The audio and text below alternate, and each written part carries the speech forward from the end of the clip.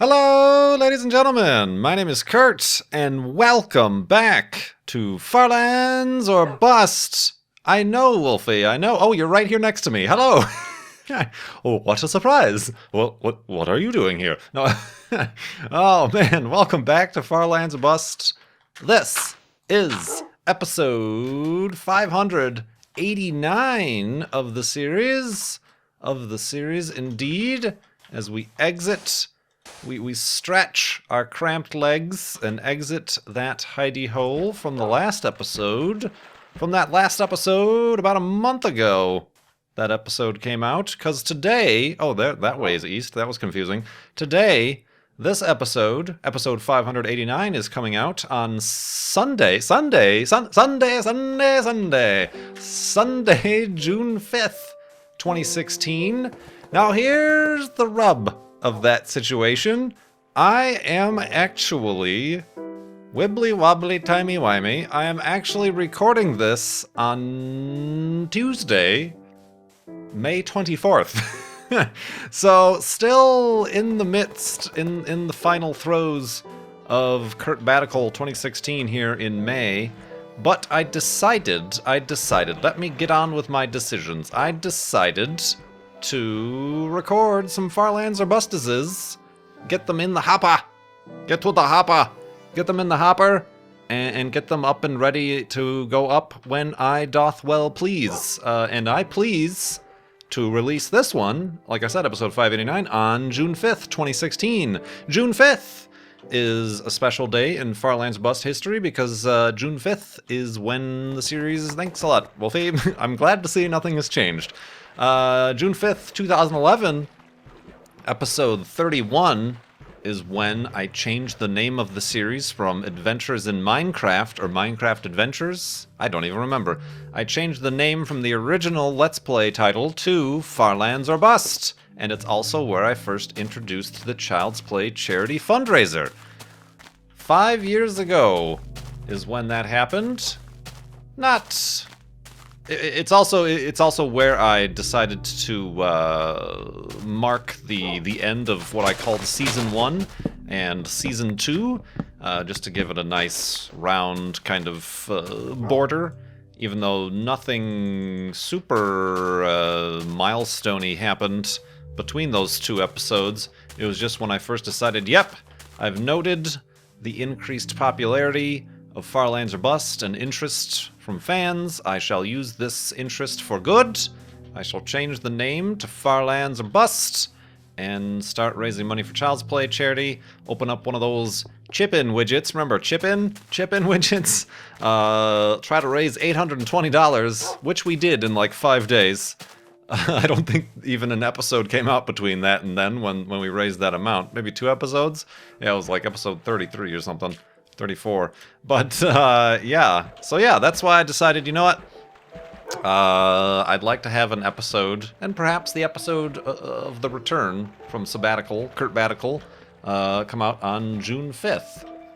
For that reason. So that was good. But I've also decided, it's been a while, Kurtbatical here. It's actually, that was exactly a month, wasn't it?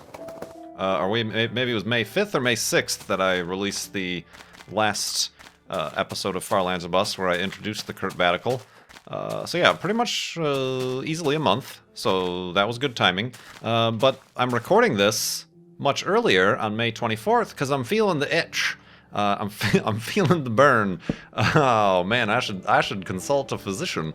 I don't want to lose my commentary voice, obviously.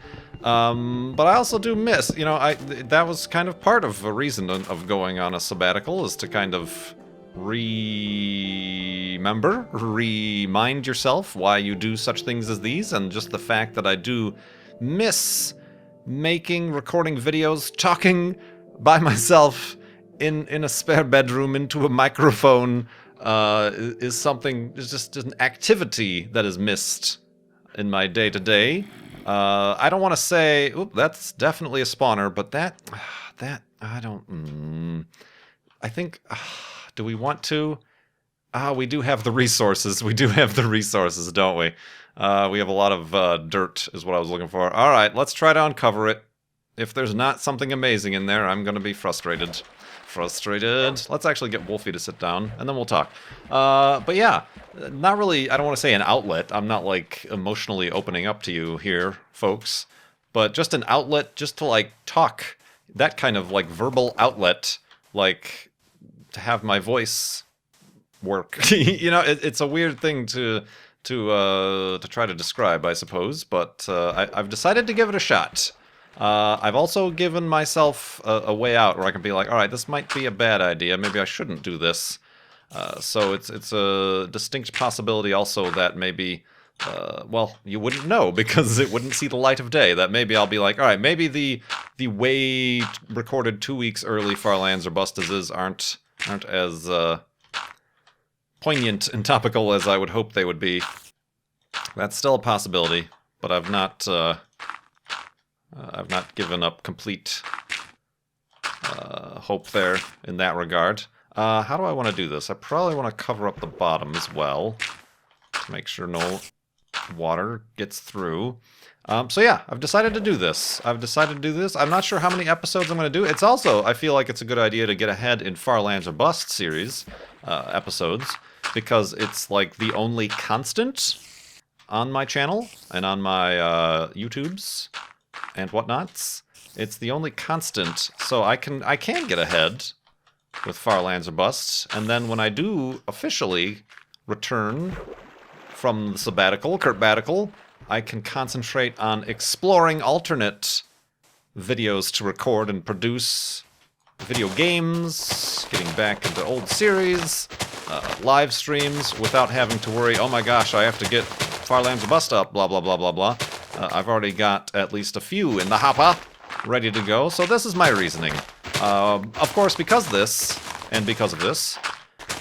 the topics that we discuss in these episodes are going to be mildly out of date, and or I'll just avoid topics of timely nature.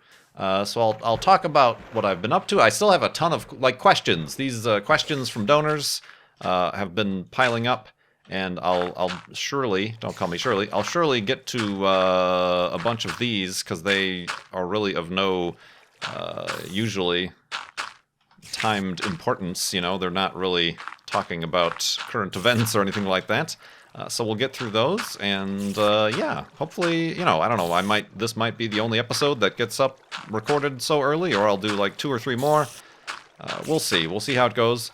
Of course, also with that, the main reason why I like to, that's a shovel that's gone right now, isn't it? Yes, it is. I also like to record these episodes and then release them right away so that our Child's Play charity fundraiser goal is mostly current. Obviously, it's not going to be current for this episode and perhaps whatever other episodes I record super early. So, where did we leave off? I should have actually gotten an update. All right, hold on a minute. I'll be un momento. Well, isn't that making sense right here? Right now, I'm recording this, like I said, I'm recording this on May 24th. May 24th. The Child's Play charity fundraiser is currently at $33,500 on the dot. Somebody likes their round numbers. That is exactly 55% of the way to our $60,000 goal. So, that being said, I'm very interested to see what that amount is when this episode finally goes up on June 5th. That'll be an interesting thing to keep track of. And of course, because of that, I can't really give any other timely updates as to the Child's Play charity thing. Obviously, this is a spider spawner, and obviously there's only one chest. Well, maybe not super obvious, but let's check it. Oh, nothing special at all. A bucket and a single iron ingot, which gives us that shovel's worth back of our iron that we used to actually dig down here.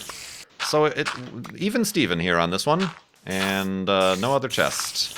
That is a shame. That's a shame indeed. Let's get out of here before the spoiders start spawning. Spawning spoiders. Pleasure doing business with you, my friends. But I must go. I left Wolfie... No, I left Wolfie over here. The boat went on its own accord.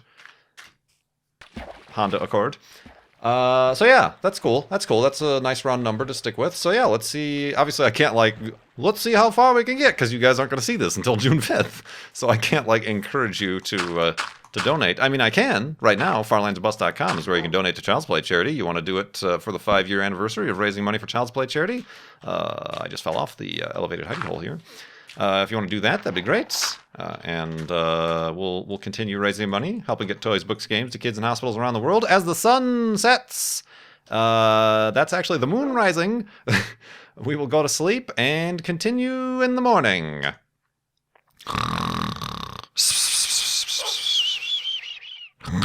And awakeness.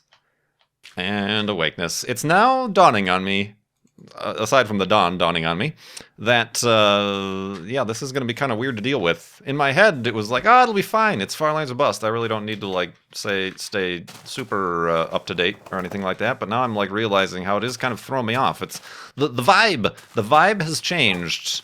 There's a different vibe, a different smell in the air. But that's all right. I think we can deal. One of the ways we can deal is talking about things that happened a long time ago. So we're both talking in the past here. I'm talking firstly here about on May 9th, there was the transit of Mercury, like I mentioned a few times in the last couple episodes of Farlands or Bust. Mercury, the smallest and closest planet to our sun, passed in front of the sun from our perspective here on Earth. On May 9th, for myself, it was already in progress during sunrise. And funny story, there were quite a few, like I mentioned, if you don't have a telescope or whatever, go find your local astronomy club and they'll be sure to have events set up for the transit of Mercury, usually. There certainly were. I did find quite a few around the Phoenix area that I was planning on going to. But then I realized, I would rather be by myself. So I remembered also that I had purchased solar film. You can buy, the company is called Bader, B-A-A-D-E-R. You can buy solar film. It's literally just the loose film. It looks like foil. It's not foil. Foil will not work. You will not see through aluminum foil. But it looks like foil, but it is special optical solar film that you can buy in bulk. And my old astronomy club back in Illinois purchased in bulk and then distributed to members. I still had that. I pretty much tore apart my current house searching for it since it had been boxed away somewhere inordinate during the move. Found it. Meanwhile, mind you, this is still the morning of May 9th. The transit is in progress, and it does end eventually. So I was working against the clock to create my own solar filter for my telescope. I found a bunch of old particle cardboard, mat board. There we go, from like my artwork days in college. Good thing I packed that and brought that along with. Pretty simple thing to do. You cut out a circle that's about just slightly larger than your telescope, and with various double-sided tapes and staples and whatnot, arrange the solar film within the circle, the aperture of the circle that goes over your telescope, and then you find a reliable securing method to make sure it sticks on your telescope and does not like fall off your telescope while you're looking at the sun, thus burning out your retinas, quite literally. So I did all that, all up to spec, all safe, and the way you want to do things, and I was indeed able to set up the telescope. I have an 80 millimeter, an Astrotech AT80ED. ED stands for the, instead of being achromatic, it's apochromatic. Lenses and stuff, look it up. Doesn't matter when you're looking at the sun. That's more matters when you're looking at like night sky objects and planets, bright objects. Yeah, I set that thing up and pointed it at the sun. Funny story. Well, not a funny story, but an interesting story. Make sure you don't set up... I didn't do this. I already knew this ahead of time. Make sure you don't set up your finder scope with your main telescope when doing solar observing, because obviously that's not going to work. the best way to make sure that your telescope is pointing at the sun is to look at your telescope's shadow.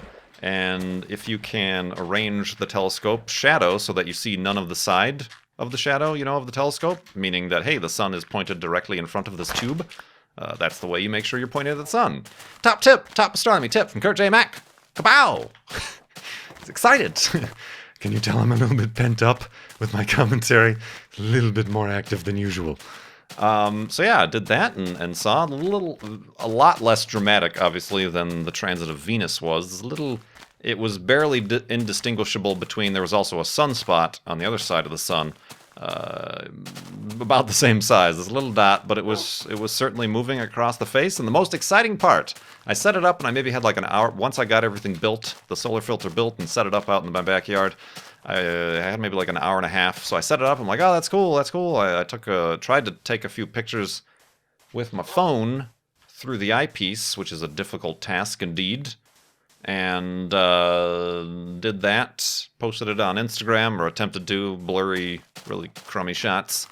And yeah, I left the telescope out there. I made lunch or something, or breakfast, I can't remember, one of the two, and left it out there. And then when I saw that there was about 10 minutes left in the transit, I went back out, and that's the most exciting part. Sure, seeing a little disk of a planet in front of the sun is neat, but once it reaches the edge, and you can watch it before your very eye slowly move past the third and fourth contact, it's called, out of the disk of the sun, you kind of you swear that you see a little ring of light around the planet as it's halfway over that threshold.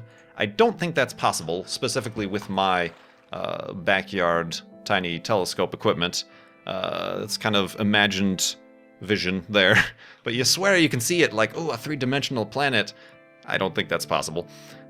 But yeah, you see it zoop, disappear, and then that's it. Can't see it anymore. So that was a really cool thing. And probably, you know, if I had gone to one of these public astronomy events that showed the transit of Mercury, I probably wouldn't have been able to watch that, because you're either waiting in line or you want to forego that for the telescope's owner to actually view that through his or her own telescope. So yeah, that was interesting. So yeah, that happened May 9th. We did some astronomy. We did some astronomy during Kurtbatical. I'm actually planning on a little bit later this week or over the weekend doing some more astronomy, because Mars, past tense for you guys here, this is one of these weird times I'm talking about something future for me, but it's going to be past tense for when this video comes up. Mars is making, it's already past opposition, but it's making its closest approach in the last 10 years or so. And no, it's not the size of the moon or any crazy viral thing you gotta look up on Snopes to make sure that it's wrong. It's pretty, you know, you have to view it on this day, because that's the specific time when it's its closest. You're really not gonna notice this week to the next the difference between the size of Mars, but I'll try to take a look at Mars. Also, Saturn and Jupiter are up, so might do some planetary astronomy, like I said, with the Kurtbatical, getting back into some old hobbies, maybe. Testing out the waters, seeing what's up. Speaking of new hobbies, old hobbies, astronomy, new hobbies, vehicular race cars, I also did take a trip during Kurtbatical out to California. Central coast of California, Monterey specifically. Bit of a change of scenery, take a bit of a break before, you know, get some cool, get a reminder of what cool weather feels like before, and we have already had the 100-degree Fahrenheit plus days here in Phoenix as the days move into June as they do. And then it'll be many, many days where we never see below 100 degrees Fahrenheit. But yeah, went out to Monterey, and I had no idea. I did the Monterey aquarium. Went down to Big Sur. It's a nice coastal drive if you don't get stuck behind a truck. Had a what did I have? I got my Datsun. No, I rented a car, and it turned out to be a Nissan. What's the mid Altima? Yeah, sure, Altima. Why not? Nissan Altima, and I'm pretty sure it had electric steering, which might have been the first car I've ever had with electric steering. And me no likey. You can hear the little electric motor going whirring as you move the steering wheel and it's a very dead feel, so I was a little bit disappointed. Well, I'm using a lot of boats today. I'm a little bit disappointed that I was really unable to fully enjoy the coastal drive down the California 1, I think it is. Is that the one that goes down the coast between Monterey and through Big Sur and stuff? But anyway, I digress. I also noticed on the map, like literally while I was there, I had no idea. I'm not really aware of many things. But I'm like, huh, there's something on the map called Laguna Seca. Is that like where the racetrack is? Speaking of Mazda Raceway, as it's called. Sure enough, it is. And the weekend I was there, I was like looking up, I'm like, oh, there's no like public, ticketed race events happening at Laguna Seca while I'm here. I wonder if I could just like visit the track and just be like, oh, neat, I can see the track. Okay, there's the corkscrew, neat stuff. All right, picture. Okay, I gotta go.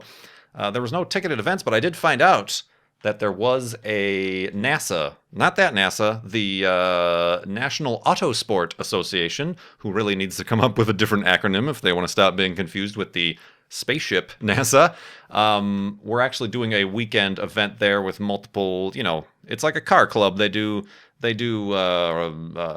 autocross stuff all the way up to a little bit more professional, actual race car stuff. But NASA had a weekend there, but I couldn't. There was also a GT3 class event going on. Oh, hi, hey, where'd you come from, guy? This is not good. I wish to go to sleep, and you're going to prevent me from going to sleep if I cannot put a little bit of distance between us. But yeah, anyway, they were having an event, and there was a GT3 car event going on, but I couldn't find any information of like spectator information. It was all information for people participating. Like, oh, you have to register your car, and this is all the blah blah blah safety equipment that you need. And but no, I'm like, I don't have a car. I just want to like go there and watch. Can I just go there and watch? So I eventually, like the day before, I just got frustrated and tweeted at the event. Let's go to sleep, and we'll talk about this in the morning.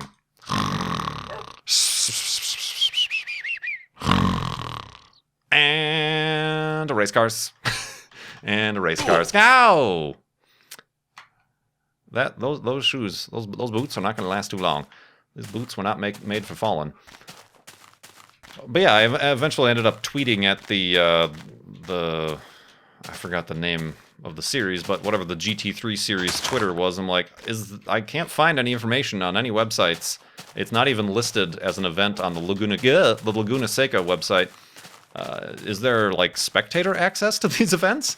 And they're like, sure, come on down. I'm like, oh, okay, I guess. So I went on down, drove over to Laguna Seca, which is like a 20-minute drive or so from Monterey, and drove on up, and like, it's very beautiful track, by the way, if I can give my first impressions. It's nestled in the rolling hills of the central California coastline, I guess you could say, amidst vineyards and wineries and whatnot. But yeah, I drove right up there and pretty much drove the Nissan rental car like up to the pit paddock area where there was finally a person sitting in a chair, and I'm like, hi, where can I park if I'm a spectator?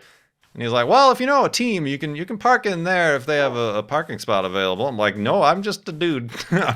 We just want to see what's going on here. I do not know any race teams.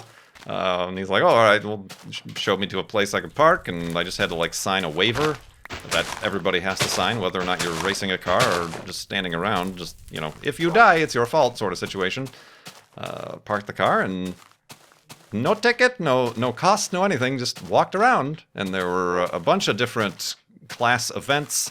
You could tell that there were definitely like practices going on, and then I'm pretty sure some like open, almost like track day stuff, because there was just like random Ferraris and Miatas and just all on the track at the same time, not necessarily racing, but just kind of driving around. So I think this is all like that NASA car club stuff association going on. Yeah, pretty much just stepped out of the car and was able to walk through the pits and look at all the cars that were there, and there were literally nobody sitting in the stands. Maybe like 4 or 5 people I saw. There was like multiple stands around Laguna Seca. Nobody.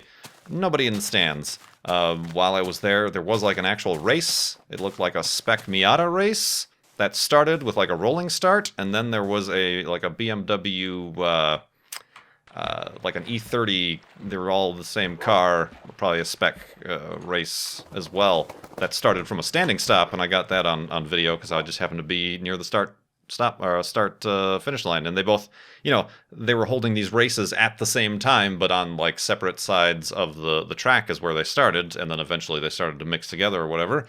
But yeah, pretty much had the run of the place. Kind of walked around, and it really reminded me of what Cone Dodger talked about. I can't remember what video he talked about this with, but he was talking about how all these video games, your Forzas, your Gran Turismos, your Grid Autosports and stuff, they all depict these race events. When you're in a Forza game and you're driving your, whatever the first car you end up getting, your, I don't know, Accord, can you drive an Accord? Whatever little Honda Civic, D-class car you have a race in. Like, at all the racetracks, the stands are packed, and there's hot air balloons and those flappy arm inflatable flappy guys that are like outside car dealerships, and there's a bunch of vendors and just like people lining the streets. It's not at all like that at all at these racetracks. It's not, every single race isn't a NASCAR race or a Formula One race. It's not a huge spectacle or big commercial event. There's not advertisers everywhere. It was literally, I feel like I was the only spectators. Everybody else who was there because they were like on a team, or they owned a car, or they were the ones actually driving. So, it really put that in perspective, and I honestly really enjoyed it. Pretty much could go anywhere, or didn't even end up sitting in any of the grandstands or whatever. There was nobody was announcing the races or anything like that. There were officials and things, obviously, for the track. I got to meet one of them because, like I said, I could just walk around. You walk over the bridges over the track and stuff, and I walked back near the front stretch. There was a bunch of grandstands, and I was just walking behind them. And there's the final hairpin. I'm sure it has a name. I'm sorry, I'm not recognizing the name or remembering the name or the turn number or whatever. But that final hairpin, after the corkscrew and after that series of turns after that, there's that final left-hand hairpin that goes into the straightaway, the front straightaway. I just kept walking out there, and then I kind of noticed I'm kind of close, like I'm just on the other side of the wall of this hairpin, and I'm just like walking around. There's a gravel path back there, so I'm like, this seems all right. It's all connected. There were no gates or fences between this and the public grandstands until an official who was like in her full like official fire suit, and had the full radio headset on. Was like, you can't be back here. This is not a place for you to be. And I'm like, I had no idea. I was just walking. There was apparently a second fence that was like a little bit further away and up a hill where I should be, but there was nothing that prevented me. I'm like, this is awesome. Look at how close you can get to the track. Wait a minute, this seems kind of dangerous. I was behind a barrier, a solid barrier, and a tire wall and a catch fence, obviously, but one fence too close, I guess. So that was interesting story of the day.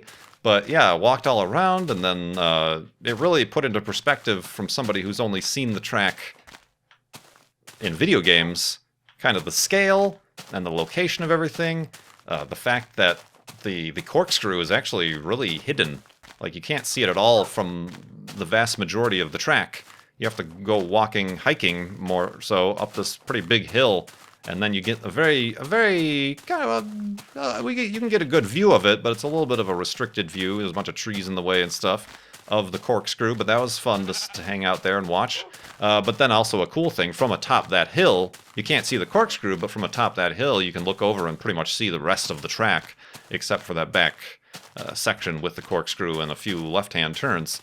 So that was really cool. So yeah, that was enjoyable.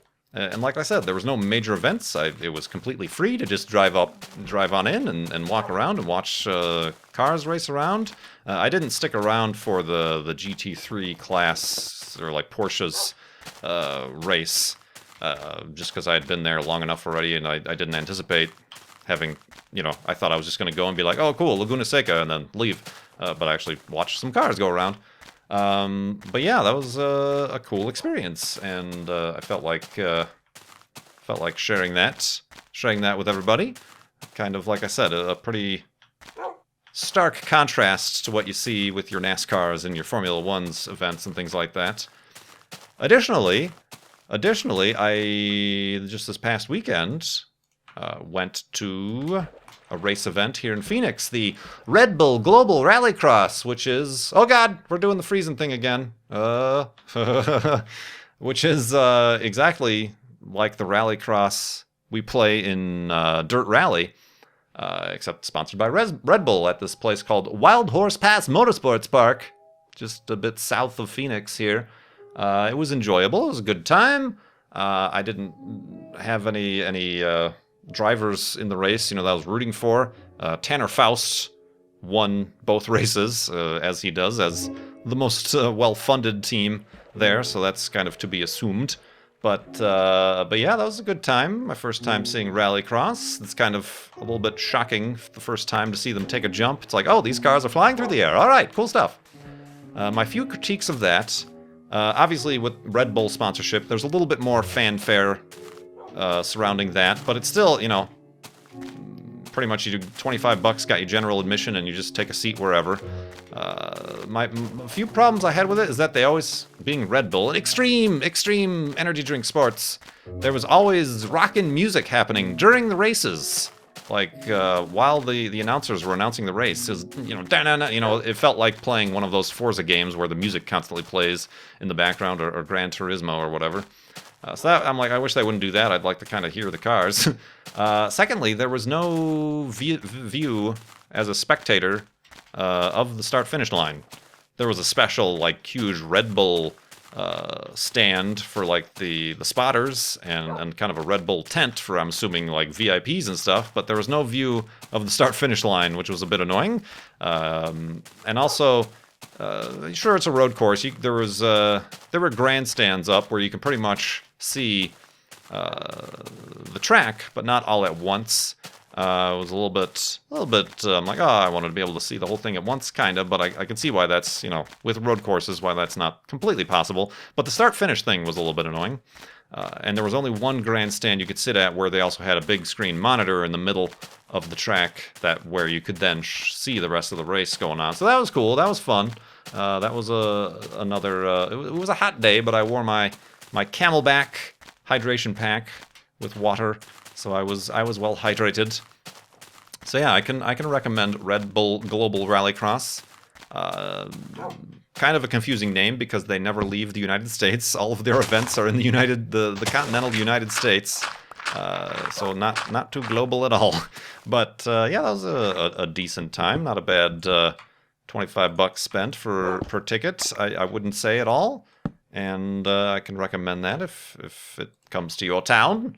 But yeah, that was pretty cool. And hey, I got to, there's the supercar class, which is the famous people, Tanner Faust and whatever, are all driving in. But then there's the lights, which is pretty much they have like half the horsepower, and it's pretty much the minor leagues of Rallycross. A couple of those races were interesting around the final hairpin. One of the cars did a Kurt J. Mac move of doing a roll, flipped over, did a whole roll on its roof and then back over on its wheel, and then bloop, continued driving on and actually didn't lose the race. They passed one more person before the race was over. So that was kind of cool. Get to see how often does a race car flip over and then continue on with the race while you're watching. That's something. I'm afraid I wasn't recording or taking any pictures at the time, but that was kind of cool to see. And then with that, you can walk around the pits to your heart's desire. So got to go back and watch them beating on that car that rolled over to get all the things back in the situation into proper order. So that was pretty cool. That's something else that you don't get with your standard passes to your NASCARs and your Indy cars or Formula One races or anything is just to be able to walk back and be like, okay, I'm right outside the pits. Hello. And then after the race, I was walking around and there Tanner Faust was just there taking pictures. There's a little bit of a small crowd. I've had a larger crowd at Minecon waiting for my autograph than people for Tanner Faust at this Red Bull event. If I can toot my own horn, toot toot, toot toot. But yeah. So yeah, a little bit of a wrap up there as to what's been going on with the Kurtbatical. Like I said, this has been recorded well before you're seeing it on June 5th. So there's no use telling me anything specifically here because I'm from the past. But I'm not sure how many more of these I'll do. I'm just kind of finding time, and it feels good. It feels good. I don't feel back, and I don't want to be back. I'm still on Kurtbatical. But if you're seeing this, I suppose I am technically back on YouTube. Thank you, everybody, for your support throughout this time. And continuing, if you're watching this, then that means you're continuing to watch. You haven't left. Thank you so much. I appreciate it. Keep going to farlandsofbus.com to donate to Child's Play charity. My name is Kurt. Thanks so much for watching. I will see you next time.